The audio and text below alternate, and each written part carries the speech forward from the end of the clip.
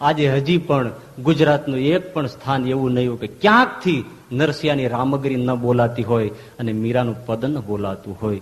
કેમ? આ સુવાસ છે. ક્યાં પહોંચી ગયા? એને એડવર્ટાઇઝ છાપામાં નથી આપી કે અમે અહીંયા રહીએ છીએ. અને આજે જે થાય છે એ બધું એડવર્ટાઇઝિંગ થી થાય છે.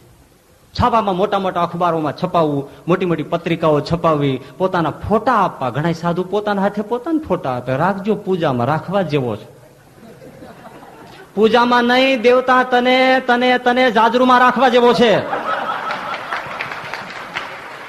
અને હકીકતે એને સ્વામિનારાયણની ચૂંદડી ઓઢી હોય એટલે હાલ્યું જાય. બાકી એને જો છૂટો કરો ને તો કોઈ પાયખાનું સાફ કરવા માટે ન રાખે. એક પણ લાયકાત નથી હોતી એની. પણ એટલી બધી એડવર્ટાઇઝ અને આજુબાજુ બધા રાખી દીધા હોય છે. એક વાત કહી દઉં, બહુ મજાની છે. ચોર ચોરી કરવા રાતે નીકળ્યા